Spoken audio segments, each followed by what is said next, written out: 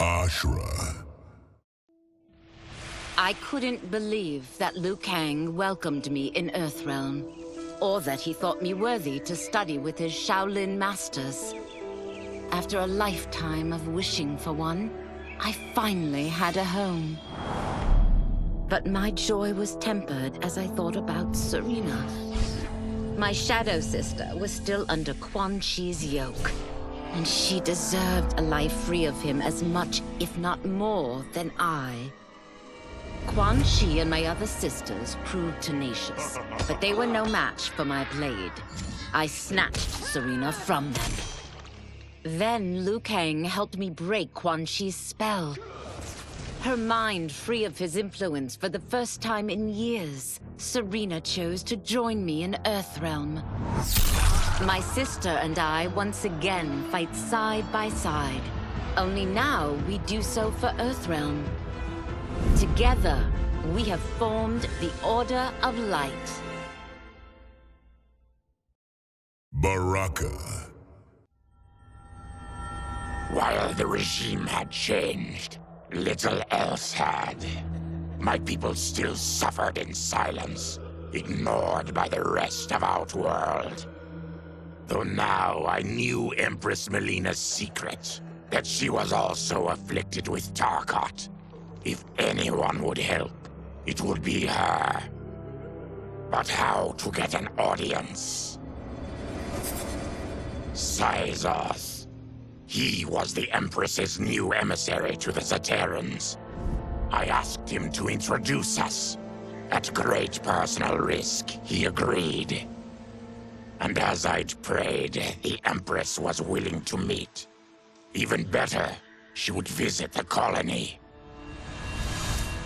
She was shocked to see how we lived. She moved quickly to provide for our care and comfort. Thanks to the Empress and Syzoth, we Tarkatans are no longer pariahs. Until our disease can be cured, that will do. Geras. Though the barriers between timelines had been rebuilt, there was no question that they could again be broken. Protecting this timeline would require eternal vigilance, so that it could not fall victim to further outside aggression. But nothing in my countless lifetimes had prepared me for this task. In none of them had multiple timelines ever coexisted. Monitoring them for threats was an entirely novel problem. It would require a novel solution. I discovered that though the timelines no longer touched, their meeting had left them intertwined. I can now secretly surveil all timelines, keeping watch for potential danger. It pleases me to do this service for the new era. Lord Liu Kang may rest assured that it is secure. Havoc. Quan Chi's defeat had cost me everything. For months I had furthered his plot, and now I had to start over. Saido's people were still in chains. That's when Rain approached me. On the run from Empress Melina, he was desperate for help. And though I'd had my fill of sorcerers, this one was different. I agreed to provide him safe haven. He agreed to help topple Saido's government. And topple it we did. Rain summoned a wave so fast, so powerful, that it crushed the capital. Saido's fascist rulers were swept away. My people are finally free. They can chart their own course, needing only to follow their own desires. Their lives are now blessed by anarchy.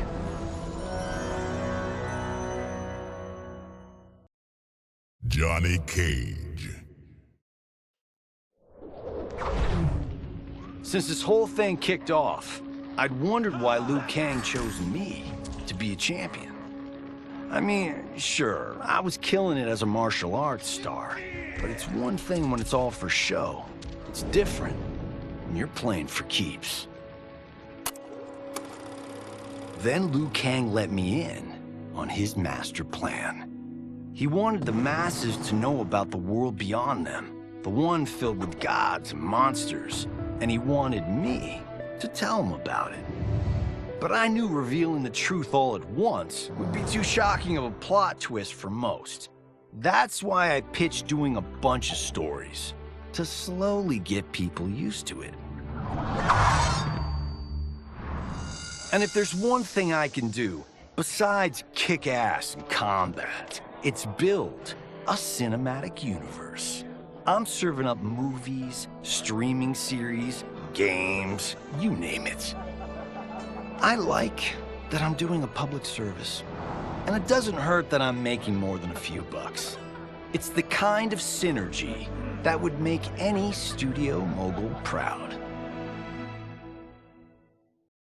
Kenshi.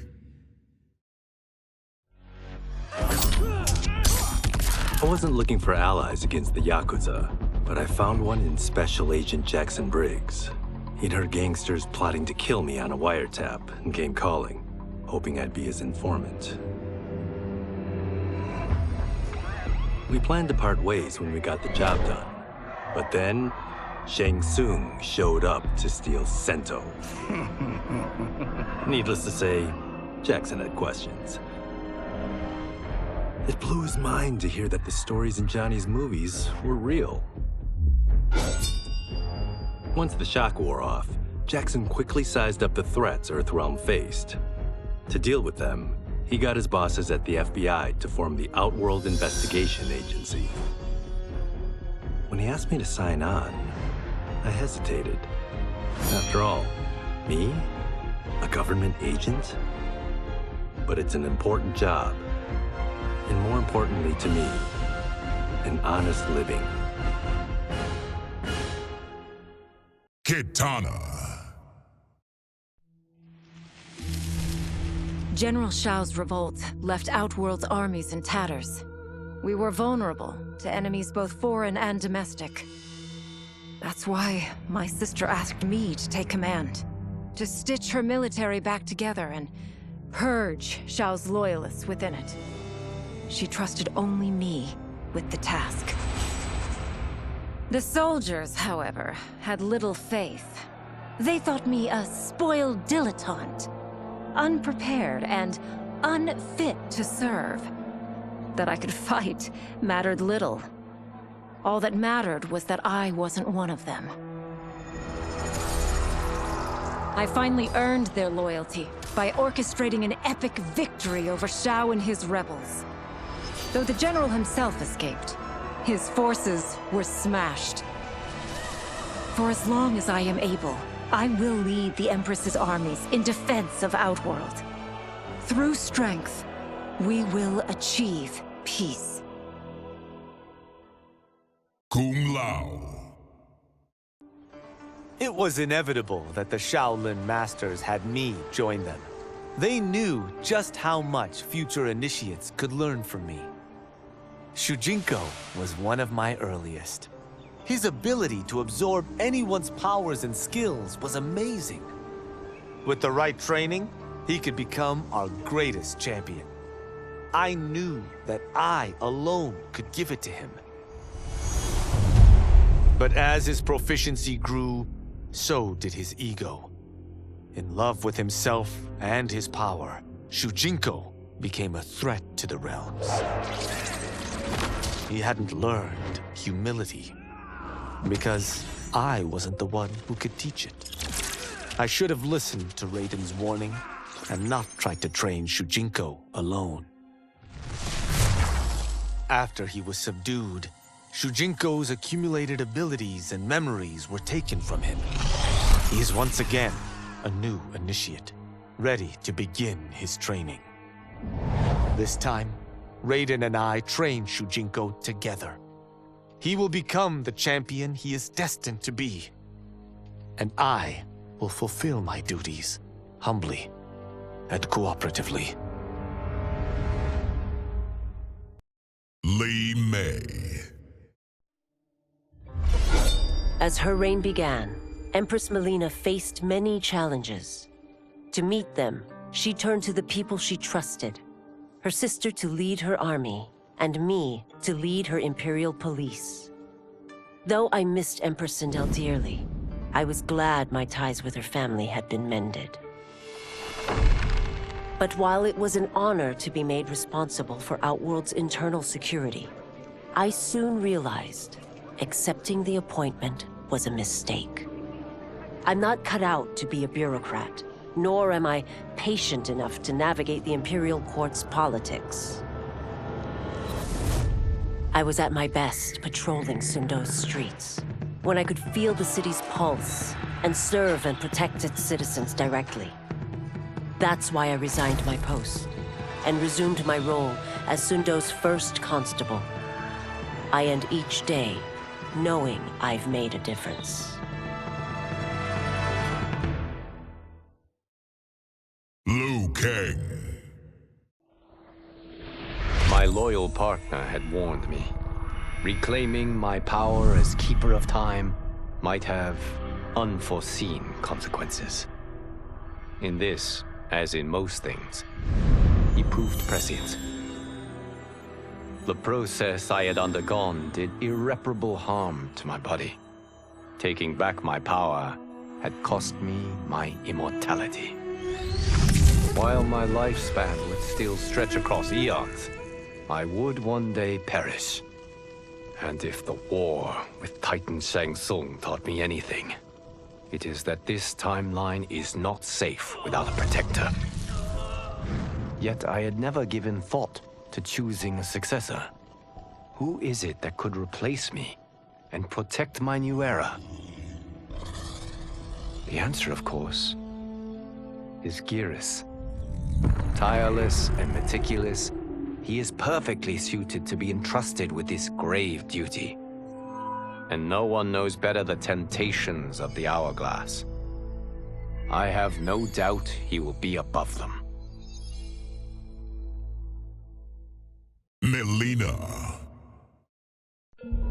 Though worried about how the public might react, I met with Baraka to discuss his Tarkatans. Speaking from his heart, he moved me. I agreed to visit his colony and see how his people lived. The conditions were atrocious. This was one of my mother's few mistakes. Like all Outworlders, she treated Tarkatans with scorn. What they deserved from us was compassion. And the only way to get it for them was to reveal my affliction. To show all my subjects that even an empress could get Tarkat. The scandal my revelation caused was intense. But with the help of Kitana and Tanya, I emerged from it a stronger empress than ever. My honesty, empathy, and resolve won over my remaining doubters. There is no longer any question that I am fit to lead the Empire. Nitara. Quan Chi's plot collapsed. Along with it, my plan to secure new beings to feed my starving people. Because I'd advocated for partnering with him, I was held responsible. If I didn't seize for Viternus' new feeding grounds, the Coven would banish me. But then, I had a revelation. I didn't need to conquer realms to feed my people. I simply needed to capture enough beings to breed them. Once they multiply, Viternus will have a limitless, renewable source of food. And I only need a few thousand to start. A number so small compared to the billions in the realms that no one will notice as people go missing. but it will be more than enough to establish our breeding stock and feed a ravenous Veternus.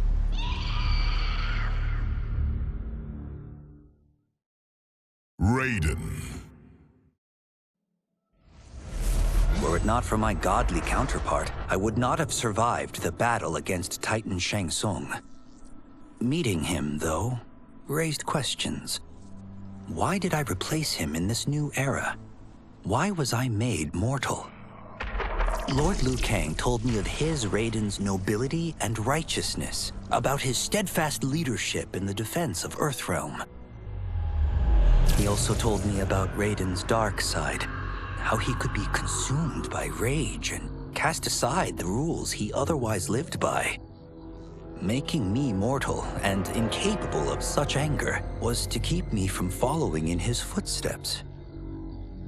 Though I understood the reasons why, I felt I had been done a disservice. To survive the coming battles, I may need the edge that only great rage can bring. As the Shaolin couldn't aid me, I sought out someone who could. Someone to stoke the fire within me and teach me to master it. For this, I could have no better teacher than the Shirai Ryu's Grand Master. Rain. To elude capture by Empress Melina, I joined Havoc's crusade in Sido. There, I summoned more magic than I thought possible, and drowned out the old regime. Havoc's longed-for anarchy had been achieved. He was more than satisfied. But I was left empty and broken. Had I been satisfied as Outworld's High Mage, not let myself be tempted by Shang Tsung, a great city would not now lay in ruins. I've caused devastation, ended thousands of lives, all because of my blind ambition. I've betrayed my oath, my sovereign, and my realm. These high crimes merit punishment, and I'll accept whatever the Empress gives me. My only ambition now is to one day be forgiven. Reiko. With General Shao freed from prison, we began raising a new army against the royal family. Though many were eager recruits, few were good at soldiering. It was so bad, the general was forced to change tactics. He decided that we needed a doomsday weapon. That weapon isn't a thing, though. It is a monster. Onaga, the Dragon King. The general told me the old legends were true, that his ancient ancestor defeated Onaga, trapping him deep inside Mount Sagan. The Dragon King is still there today, his pent-up fury waiting to be unleashed. Because Onaga is so dangerous, the general wouldn't risk trying to tame him before. But now, he feels we have no choice. Though I likely won't survive, I accept this mission gladly. I can think of no greater honor than to give my life in the general's service. Reptile. After fleeing Outworld, I hadn't expected to return. But then, I also hadn't expected the new Empress to make me an offer I couldn't refuse. To thank me for helping stop General Shao's rebellion, she asked me to be her emissary to the Zaterrans. Going home, bearing the seal of the royal house, I would show, once and for all, that my mutation wasn't to be feared. That it wasn't a source of shame. To my surprise, I was welcomed. But those warm smiles hid a dark secret. I stumbled upon a trove of official records, which showed that my shape-shifting ability isn't unique. Many Zaterrans are born with it, but are killed by their government to keep it from spreading. Who started this barbaric policy? Who is now enforcing it is unknown. But I will find out, and I will put an end to this madness.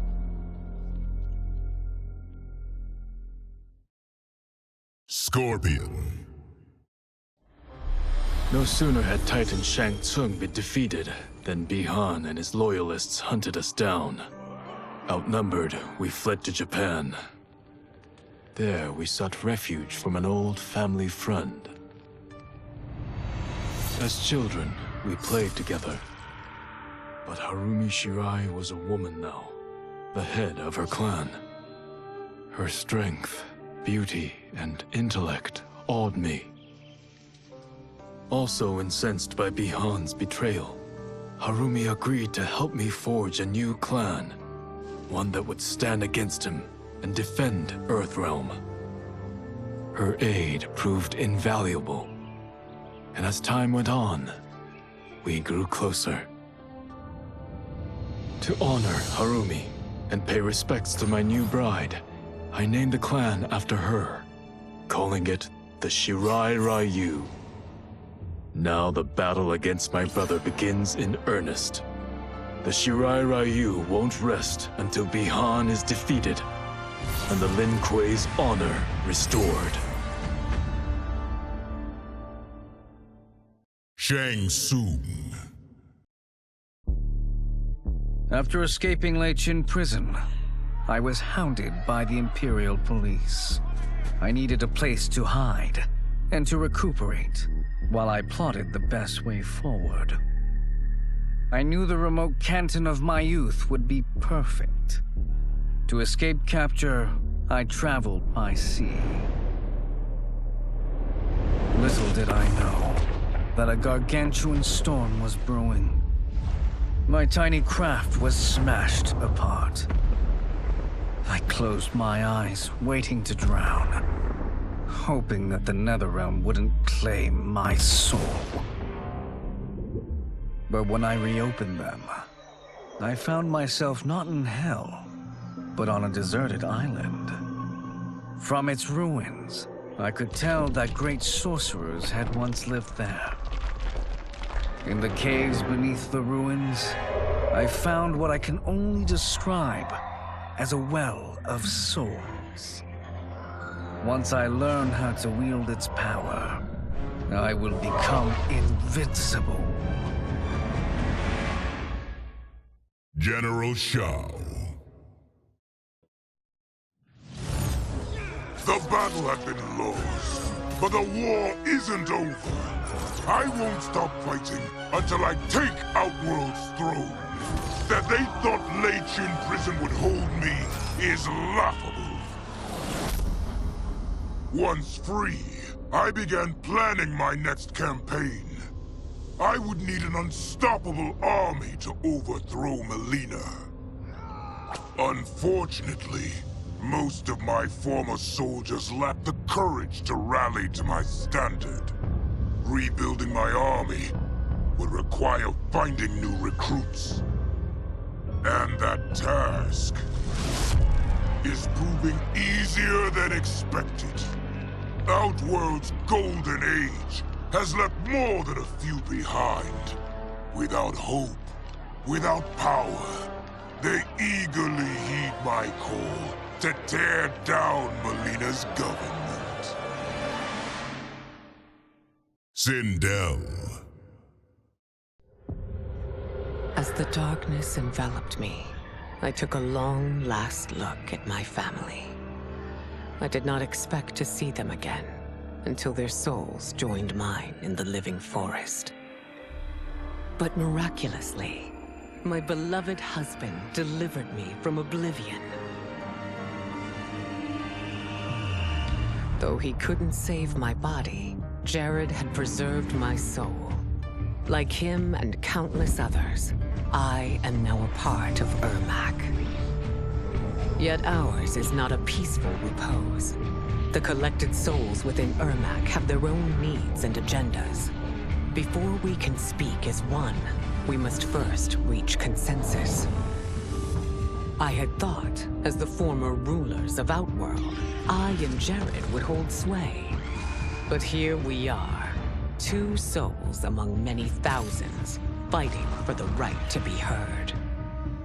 And if there is one thing we do well together, it is fight.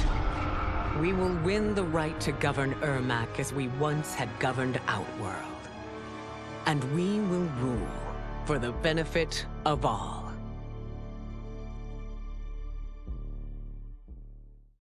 Smoke.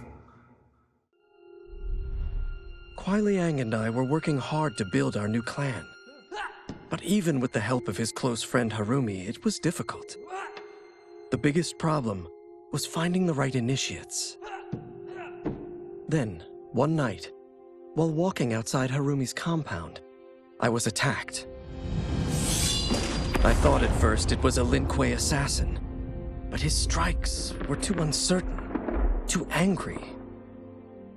My attacker, it turns out, was a boy.